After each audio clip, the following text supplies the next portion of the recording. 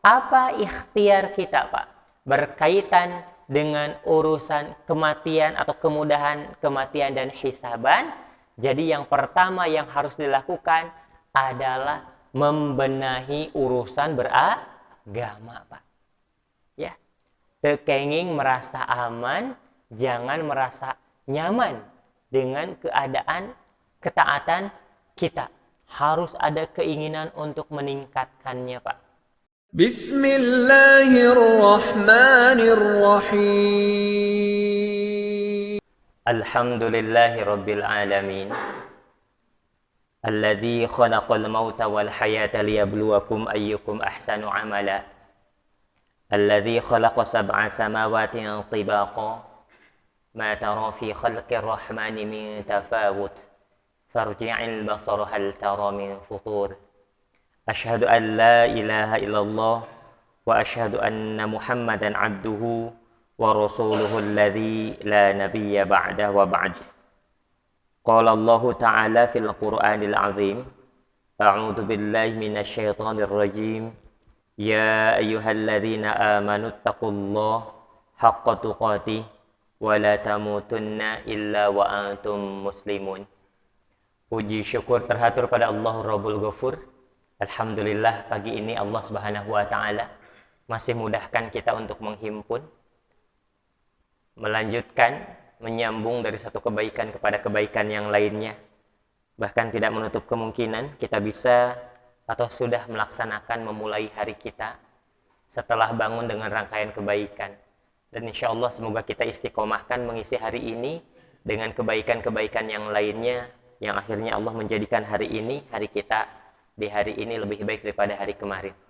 Salawat serta salam semoga senantiasa tersampaikan, tercurah limpahkan kepada junjungan alam Nabi Muhammad sallallahu alaihi wasallam.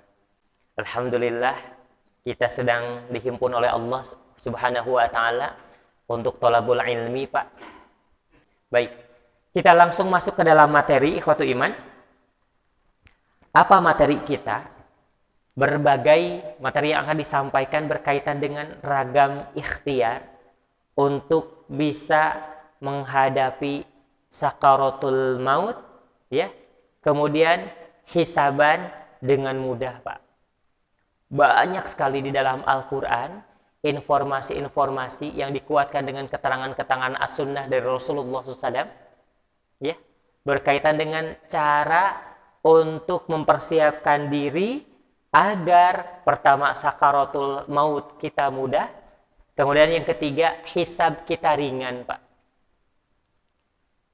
Ini luar biasa. Karena dua hal ini adalah hal yang dekat dengan diri seorang mukmin. Ya, Pak, ya. Jadi apa itu hal yang dekat, Pak? Hal yang dekat itu hal yang pasti dialami, dirasakan oleh seorang manusia. Itu namanya dekat. Walaupun terjadinya kapan kita nggak tahu. Berapa tahun lagi, beberapa puluh tahun lagi, atau beberapa ratus tahun lagi. Tapi ketika hal tersebut pasti dialami oleh seseorang, pasti terjadi terhadap seseorang, maka dikatakan sebagai hal yang dekat. Sebagaimana Allah Subhanahu wa Ta'ala di dalam Al-Quran, Pak, ya, di dalam Al-Quran surat Al-Ma'arij, innahum yarawnahu ba'ida wa narahu qariba. Innahum, sesungguhnya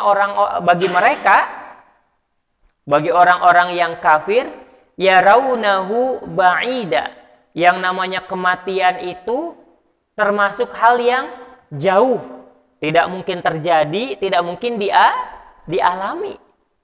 Nah, jadi pandangan orang-orang kafir berkaitan dengan kematian itu seperti demikian, Pak. Menganggapnya jauh, tidak akan terjadi, tidak akan dialami. Tapi kata Allah, wa narahu qariba. Ya, dan kami menganggap yang namanya kematian tersebut, hari hisaban tersebut, kiamat tersebut qariba, adalah hal yang dekat. Maksudnya apa? Pasti terjadi, pasti dialami, pasti dirasakan. Nah, ini jadi segmentasi atau pengertian jauh dan dekat itu ternyata berkaitan dengan urusan keimanan. Masya Allah ya. Jadi yang namanya hal yang terjadi ketika Allah menjelaskan tentang masalah qaribun atau dekat itu berkaitan dengan 3 hal. Pertama berkaitan dengan kiamat, yang kedua berkaitan dengan kematian, yang ketiga berkaitan dengan hisaban, Pak. Ternyata 3 hal tersebut dikatakan dekat. Kenapa dikatakan dekat? Karena pasti terjadi, pasti dialami, dan pasti dirasakan. Walaupun waktu tepatnya kapan, tidak tahu. Tapi ketika berkaitan dengan atau Allah Subhanahu wa Ta'ala menjelaskan kata qarib atau dekat, nah, berkaitan dengan 3 hal tersebut. Pertama berkaitan dengan al-qiyamah, yang kedua berkaitan dengan al-maut, yang ketiga berkaitan dengan hisab. Ya. Seperti halnya dalam Al-Qur'an, iqtaraba lin-nasi hisabuhum wa hum fi ghaflatin mu'ridun. Nah, jadi iqtarobatis itu ya, semakin mendekat bagi manusia hisabuhum, waktu hisaban mereka, wa hum fi ghaflatin mu'ridun, tetapi mereka ada dalam kelalaian bahkan berpaling. Jadi ketika berkaitan dengan hari hisaban, Allah mengucapkannya atau menyampaikannya dengan lafaz semakin mendekat. Makanya tadi disimpulkan 3 hal. Ketika berkaitan dengan urusan dekat itu berkaitan dengan urusan kiamat, kematian, berkaitan dengan hisaban. Nah, kata kiamat ya iqtarobatis sa'ah wa syaqqal qamar. Seperti demikian ya. Jadi menjelaskan tentang kiamat, Allah Subhanahu wa Ta'ala menyampaikannya atau memilih lafaz iqtaroba. Nah, jadi kembali lagi ke materi ya. Seorang mukmin ketika berkaitan dengan urusan kematian atau hisaban akan menganggap hal tersebut adalah hal yang dekat. Sebagaimana yang Allah sampaikan di dalam Al-Qur'an surat Al-Ma'arij, innahum yarawnahu ba'ida wa narahu qariba. Orang-orang kafir menganggap kematian, kiamat atau hari hisaban tersebut ba'ida, jauh. Tidak akan terjadi, tidak akan dialami. Kalaupun terjadi nggak ngefek gitu kan ya kepada mereka. Ini pandangan orang-orang kafir. Wa narahu qariba, tetapi kami menganggap hal tersebut adalah dekat. Nah, jadi pandangan inilah yang harus kita tanamkan. Jadi ikhwatu iman rahimakumullah, apa ikhtiar kita, Pak, berkaitan dengan urusan kematian atau kemudahan kematian dan hisaban? Jadi yang pertama yang harus dilakukan adalah membenahi urusan beragama, Pak. Ya. Tekenging merasa aman, jangan merasa nyaman dengan keadaan ketaatan kita. Harus ada keinginan untuk meningkatkannya, Pak. Makanya di beberapa pertemuan kemarin kita sudah belajar ya, salah satu target kemudahan hidup itu apa? Membenahi urusan beragama. Apa lafadznya? Allahumma aslih li dini alladhi huwa ismatu amri. Wahai Allah, benahilah bagiku urusan ketaatan. Ya, alladzi huwa ismatu amri. Karena hal tersebut adalah pokok dari semua urusan. Masya Allah, ikhwati iman rahimahullah. Termasuk berkaitan dengan bagaimana agar mudahnya kematian kita, agar ringannya hisaban kita. Ya, yang pertama harus ada ikhtiar untuk makin membenahi urusan ketaatan beragama, Pak. Ya, Masya Allah, makanya ada sebuah konsep yamutul abdu ala ma'asya alaihi wa yub'atsu ala ma mata alaihi. Konsepnya apa? Yamutul abdu, kelak seseorang akan dimatikan ala ma'asya alaihi, tergantung dengan cara ia melewati hidupnya, Pak. Ya. Jadi dina ngajalankeun kahirupan sapertos kumaha, utamina dina raraga taatna sapertos kumaha, seperti itu pula lah ia akan diwafatkan, Pak. Ketika gemar melakukan ketaatan, maka Masya Allah kemungkinan cara meninggalnya ada dalam keadaan seusai melakukan ketaatan. ketaatan. Nah, makanya konsep yang pertama, membenahi, memperbaiki urusan ketaatan, maka ini adalah ikhtiar untuk memudahkan urusan kematian. Karena tadi konsepnya yamutul abdu, seorang hamba kelak akan diwafatkan ala ma'asya alaihi, sebagaimana cara ia melewati atau menjalani hidupnya. Makanya ikhtiarnya membenahi urusan ketaatan. Ya, Masya Allah, ikhwati iman rahimakumullah. Ini kalau berkaitan dengan membenahi urusan ketaatan, Pak, luar biasa. Rasulullah Shallallahu Alaihi Wasallam mencontohkan kepada kita, ya, ada banyak hal yang terus-menerus harus diupayakan peningkatannya, Pak. Masih ingat konsepnya? 3 hal yang harus terus-menerus meningkat, Pak.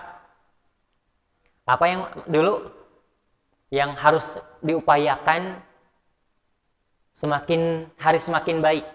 Pertama berkaitan dengan sholat, yang kedua tilawatul Quran, yang ketiga infak sedekah. Nah, belajar agar dilakukan, ditingkatkan dan diistiqomahkan. Jadi 3 hal ini ternyata terus-menerus harus ada keinginan untuk dilakukan, ditingkatkan dan diistiqomahkan. Ya, berkaitan dengan sholat, kedaya kahoyong kanggo ningkatkeunana, Pak. Ya, sudah sejauh mana kita yakin cara dan kaifiat sholat kita ini betul-betul sesuai dengan teladan dari Rasulullah Shallallahu Alaihi Wasallam. Dilakukan gitu kan ya, dijaga jangan sampai wantun kamu ninggalkan sholat. Jadi yang pertama dilakukan, yang kedua ditingkatkan, ya, sholatna baik itu dari segi kualitas maupun kuantitas. Dari segi kualitas mah perhatoskeun niatna, nu kadua kaifiatna, nu katilu kahusyuanana, eta kualitas. Ya. Nu kaduana berkaitan dengan kuantitasnya. Berkaitan dengan kuantitas berarti tidak cukup hanya mengandalkan sholat wajib saja. Nah, Masya Allah. Berarti harus ada keinginan untuk meningkatkan dengan, menambahnya dengan sholat-sholat yang sifatnya sunnah. Nah, Masya Allah. Jadi dilakukan, ditingkatkan, kemudian yang ketiga dijaga keistiqomahannya. Ya. Sampai ternyata ketika Allah Subhanahu wa Ta'ala berkaitan dengan ikhtiar kematian, bahwa sholat ini adalah hal yang menjadi warna di dalam aktivitas keseharian kita. Nah, ikhwatu iman rahimakumullah. Jadi nu kahiji naon Pak ya? Sholat. Naon spiritna? Dilakukan, ditingkatkan dan diistiqomahkan. Yang kedua, infak sedekah. Nah, ini jadi Allah Subhanahu wa Ta'ala meminta berkaitan dengan infak sedekah, lakukan, tingkatkan, istiqomahkan. Ya. Baik itu badai harian, atanapi pekanan, gitu kan ya. Atanapi sanalika orang gaduh milik, seketika itu pula kita infak maupun sedekah. Yang pasti ternyata berkaitan dengan infak sedekah, Allah memintanya lakukan, tingkatkan, istiqomahkan. Nah, yang ketiga apa Pak? Tilawatul Quran. Nah, Masya Allah. Sama Pak, dina tilawah oge, lakukan, tingkatkan, istiqomahkan. Ini spiritnya. Ya. Maos Quran dari segi kualitasnya, kualitas bacaan. Ada keinginan untuk makin hari makin terus belajar. Salah satunya ikut ya di dalam kegiatan pembelajaran Al-Quran. Ini memperbaiki atau meningkatkan kualitasnya. Ya. Yang kedua, meningkatkan kuantitasnya. Entah itu 1 hari sekian ayat, 1 hari sekian ain gitu kan ya, sekian lembar, atau bahkan 1 hari sekian juz. Ya. Jadi harus ada keinginan untuk meningkatkannya. Karena ternyata berkaitan dengan interaksi kita dengan Al-Quran, Allah Subhanahu wa Ta'ala menitipkan 3 spirit. Dilakukan, ditingkatkan, dan diistiqomahkan. Nah, ketika hal ini dilakukan, Pak, menjaga sholat, menjaga tilawatul Quran, menjaga infak sedekah, berarti kita sedang berupaya untuk membenahi urusan ketaatan beragama. Ketika membenahi urusan ketaatan beragama, berarti membenahi hidup. Ketika kita membenahi hidup, kata Rasulullah SAW, ini adalah ikhtiar untuk menyiapkan kematian kita dalam keadaan yang ringan dan mudah. Karena kata Rasul, yamutul abdu ala ma'asya alaihi. Seseorang kelak akan diwafatkan ala ma'asya alaihi, tergantung cara ia menjalani kehidupan dirinya. Wa yub'atsu ala ma mata alaihi, dan kelak dia akan dibangkitkan ala ma mata alaihi, tergantung cara ketika dia wafatnya seperti apa. Masya Allah, ini ikhwati iman rahimakumullah. Makanya ikhtiar agar wafat kita dalam keadaan mudah, berarti yang pertama yang harus dilakukan adalah membenahi urusan ketaatan beragama. Ya, Masya Allah. Bapak Ibu, ini mohon sekali untuk lebih diperhatikan.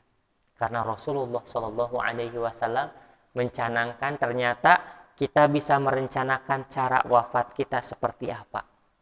Ya, cara meninggal kita seperti apa. Salah satunya dilihat dari apa hal yang dominan dilakukan ya ketika menjalani kehidupannya semasa hidupnya.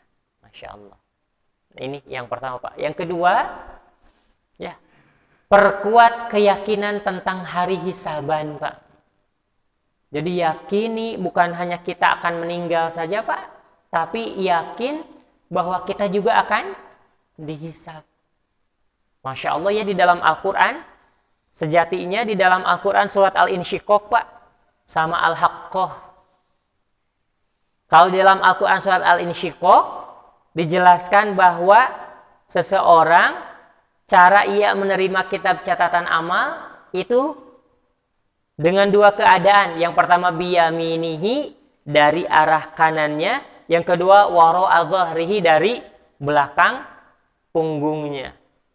Dari arah kanannya menjadi menyebutkan kata Allah Subhanahu fa amma man utiya kitabahu biyaminihi, gitu kan ya, fasaufa yuhasabu hisabai yasira. Orang tersebut ketika diberikan kitab catatan amalnya dari arah kanannya, fasaufa yuhasabu hisabai yasira, maka ia kelak akan dihisab dengan hisaban yang mudah. Wa yanqalibu ila ahlihi masrura, dia akan kembali kepada keluarganya dalam keadaan berbahagia, dikembalikan kepada orang-orang yang sama-sama menghuni surga dalam keadaan berbahagia. Masya Allah. Ini yang pertama, diberikan kitab catatan amal dari arah kanannya. Yang kedua, wara'a dhahrihi. Kalau di dalam Al-Quran surat Al-Insyiqaq disebutkan keadaan yang kedua mah dari belakang punggungnya atau di balik dirinya. Ya, fasaufa yad'u thubura, ia akan berteriak, berujar celaka. Wa yasla sa'ira, ya, dan dia akan didekatkan terhadap neraka sa'ir.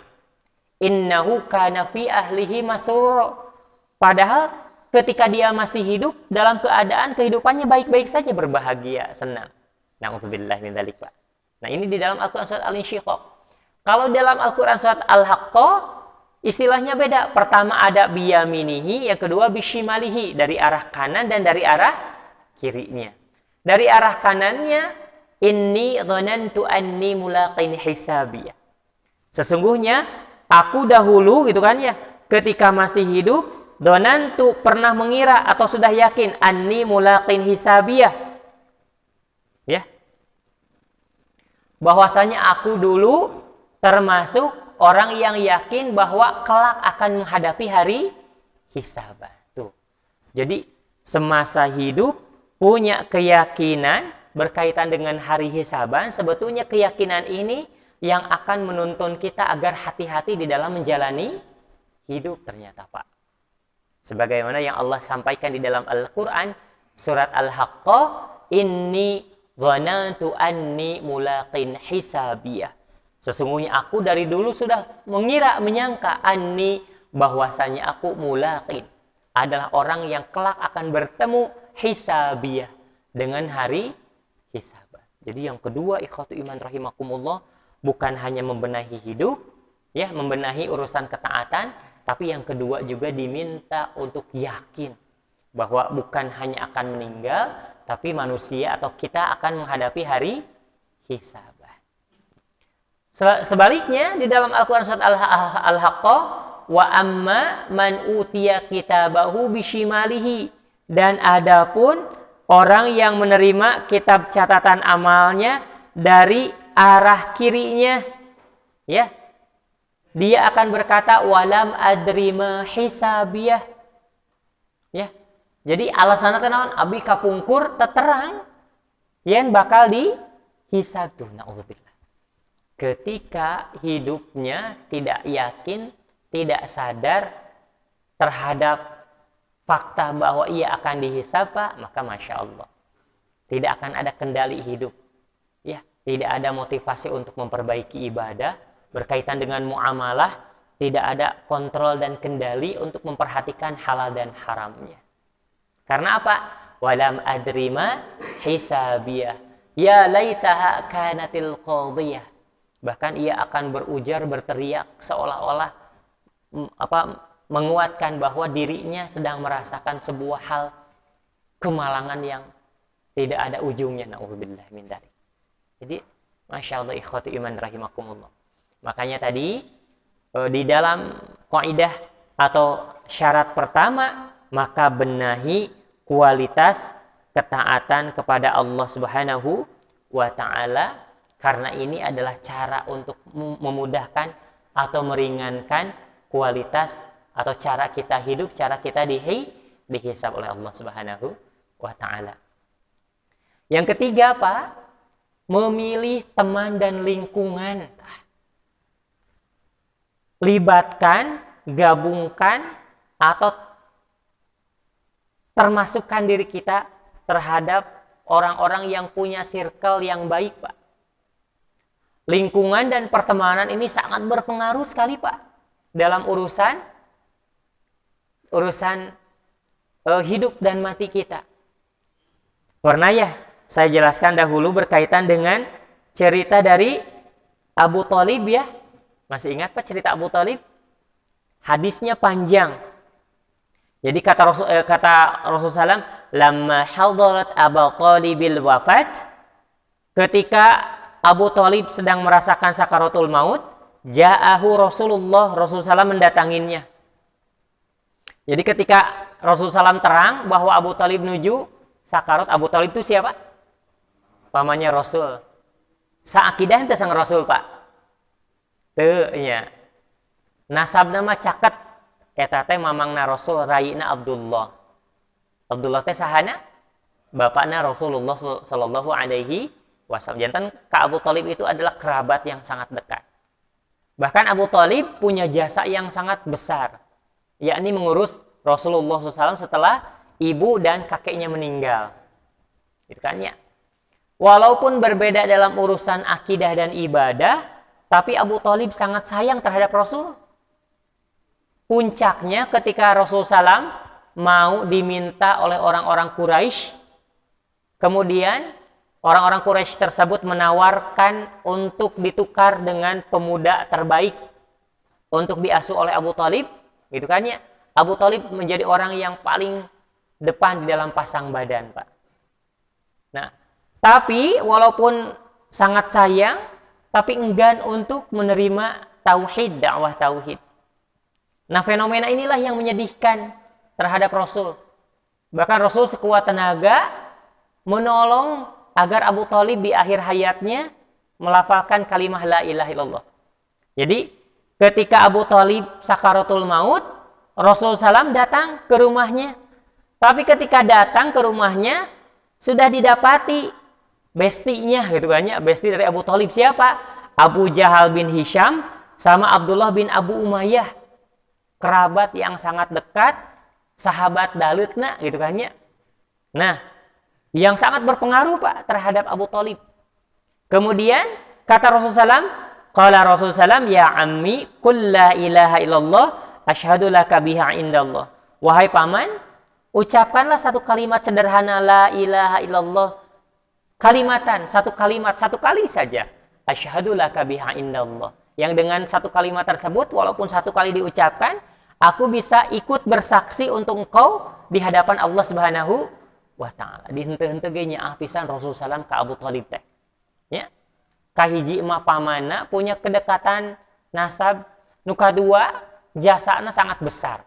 Terasa kasih sayang Abu Thalib terhadap Nabi Muhammad sallallahu alaihi wasallam. Nah, jadi kasih sayang inilah yang Nabi Muhammad merasa iba sehingga sekuat tenaga ingin membantu, Pak. Nah, kemudian qala Abu Jahal, ketika Nabi Muhammad SAW mengatakan demikian, kedua bestinya yang sudah hadir di sana ya, ikut menyampaikan juga. Qala Abu Jahal wa Abdullah bin Abu Umayyah ya Abu Thalib atarghabu an millati Abdul Muttalib. Wahai Abu Thalib, naha anjeun tos keheul cecep kana agama bapak anjeun nu namina Abdul Muttalib. Jadi inti nama mengaruhan. Jadi pengaruh teman, terutama teman yang tidak sejalan dalam urusan ketaatan, ini sangat berpengaruh sekali dalam urusan ketaatan kita terhadap Allah Subhanahu wa ta'ala. Makanya di dalam Islam ada konsep al-insanu mir'atu akhihi. Yang namanya manusia itu adalah bisa menjadi cerminan untuk saudaranya. Bahkan konsep yang lain apa? Al-musahabatu tasriqut tabi'ah. Persahabatan, pertemanan, circle, barudak namanya. Circle itu ternyata sangat bisa mencuri tabiat, Pak. Nah, termasuk di dalam urusan ketaatan. Kebiasaan kita menjalani kehidupan. Sampai-sampai Abu Thalib tidak bisa untuk mengakhiri hidupnya dalam keadaan baik dikarenakan pengaruh dari temannya. Bestinya laras, Pak. Masya Allah, ikhwati iman. Jadi, sahur Nabi Muhammad, sarannya, kemudian jaminannya. Sarannya apa? Ucapan satu kalimat saja. Jaminannya apa? Asyhadu laka biha indallah. Aku bisa bersaksi dengan kalimat tersebut untuk engkau di hadapan Allah Subhanahu wa ta'ala.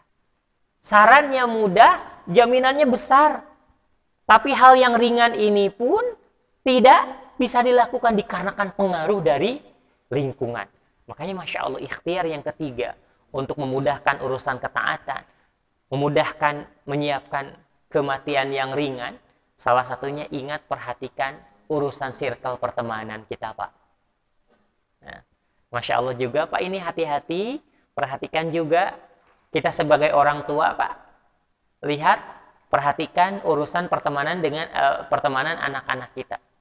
Terutama berkaitan dengan penggunaan media sosial. Di dalam kajian prophetic parenting, Pak, bermedsos anak-anak kita, di grup utaminanya, perhatikan dua hal. Perhatikan bahasa murang kali orang, naon, utamanya dina grupnya, atau dina japrian, dina komunikasi, alur, lalu lintas bermedsos anak kita itu yang pertama, perhatikan bahasa. Ya, bahasa anu digunakan apa. Yang kedua, perhatikan juga bahasan. Ketika nuju pa obrol-obrol atau napi pa komen-komen teh nuju ngebarahas naon, ikhwati iman rahimakumullah. Bahasa dan bahasan. Ini. Jadi kata Rasulullah SAW, pertemanan itu sangat berpengaruh sekali di dalam urusan ketaatan. Ketaatan itu urusan dengan pemanfaatan kesempatan hidup. Pemanfaatan urusan hidup berkaitan dengan urusan kematian. Maka Masya Allah. Nah, ikhwati iman rahimakumullah. Berkaca dari kisah dan sejarah Abu Thalib yang sangat sulit sekali untuk menerima hal yang ringan, tetapi jaminannya sangat besar dikarenakan pengaruh buruk dari temannya. Masya Allah. Nah, yang keempat, ikhwati iman rahimakumullah, untuk memudahkan urusan kematian, yakni ya mempunyai visi yang sama di lingkungan keluarga.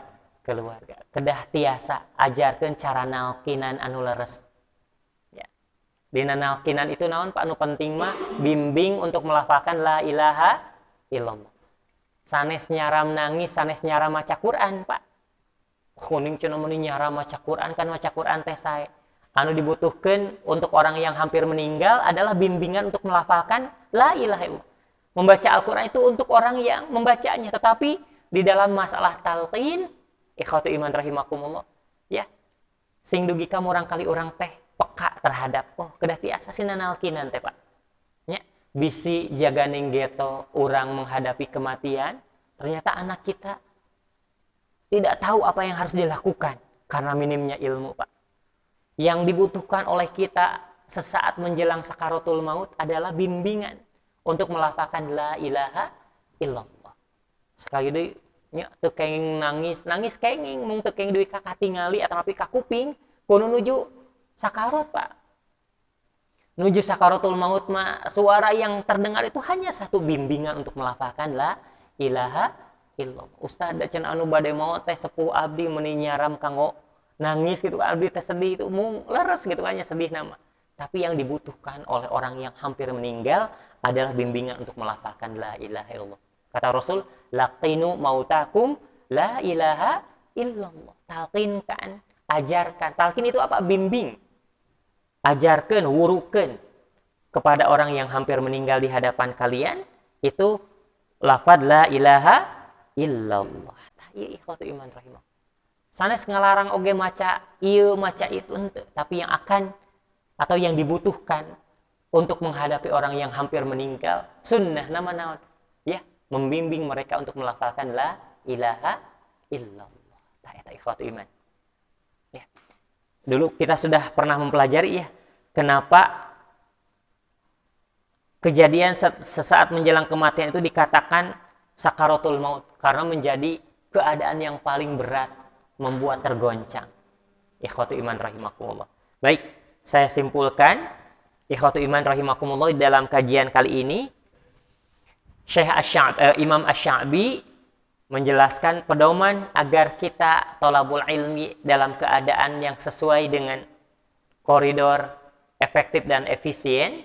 Yang pertama, tidak boleh bersandar terhadap keunggulan kecerdasan saja, harus melibatkan Allah dengan meminta kemudahan di dalam proses thalabul ilmi. Yang kedua, belajar seperti benda mati, adanya fokus, khusyuk, konsentrasi. Yang ketiga, menjadikan ragam halangan itu sebagai sebuah tantangan atau tidak menyerah dengan keadaan tersebut. Yang keempat, harus cekatan. Ikhwatu iman rahimakumullah. Selanjutnya, seorang mukmin akan memandang urusan kematian, hisaban dan kiamat adalah hal yang paling dekat dengan dirinya. Karena hal tersebut akan dirasakan, akan dialami, akan terjadi. Makanya dikatakan hal yang dekat. Maka bagaimana cara melewatinya? Bismillah, diri kita mempersiapkan diri agar meninggal dalam keadaan mudah, membenahi urusan ketaatan. Ya, yang kedua, harus ada keinginan untuk memperbaiki segala sesuatunya. Ya, meningkatkan meningkatkan, mengistiqomahkan sholat, membaca Al-Quran dan infak sedekah. Nah, yang ketiga, hati-hati perhatikan pertemanan. Yang keempat, dikondisikan, ya, samakan visi agar apa yang menjadi orang-orang yang ada di sekitar kita itu tahu tentang masalah talqin dan yang lain sebagainya. Semoga Allah anugerahkan kita kehidupan dan hisaban yang mudah, ya, sakaratul maut dan hisaban yang mudah. Karena dengan demikian Rasulullah SAW menjelaskan adalah cara agar seseorang menyiapkan keadaan terbaik untuk dirinya. Aku qouli hadza wa astaghfirullah li wa lakum. Assalamualaikum warahmatullahi wabarakatuh.